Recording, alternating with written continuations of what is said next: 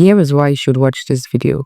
Because have you been in a situation whereby you know what to do, but you cannot do it because you have been in the mold of putting people first before yourself? Or if I should put it in another way, you have been in the mold of pleasing people for so long that doing what you know is right becomes so difficult for you. They're not going to like it if you say it. You feel like they're not going to be okay if you say it. So that's why you should watch this video. I'm Phoebe. I help you understand behaviors that you do not understand about yourself. And I help you understand why you react a certain way or why you think a certain way. You want to go ahead and subscribe to this channel.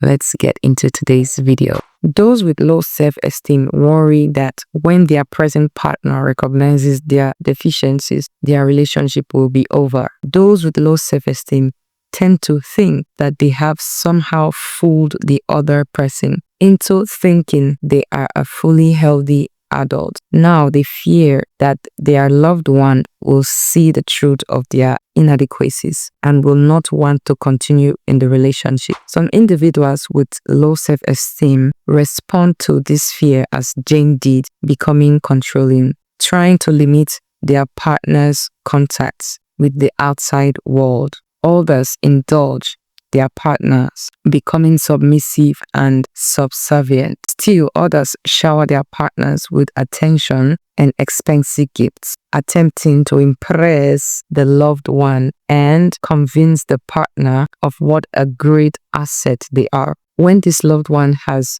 complaints about them or their behavior, the person with low self-esteem will often feel that the end is in sight, seeing each complaint instead as the beginning of the destruction of the entire relationship. They are too overwhelmed to focus on the present, thinking a lot. As Jane fixed dinner for John, she feared losing him.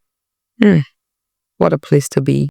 Not a good place to be emotionally. She constantly questioned his feelings for her. She saw his interest in being with his friends as not wanting to be with her. When he didn't arrive home at the time she thought he should, she read this as his not being excited to see her, an indication that he didn't care about her. Throughout their relationship, Jane continued to be amazed that John had chosen her to be his life partner.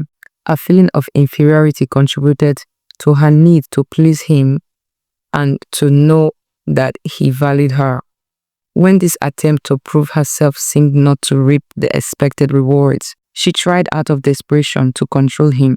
She acted as if, given the chance, John would try to get away from her. She feared that if he spent time with others, he would prefer them to her and ultimately reject her.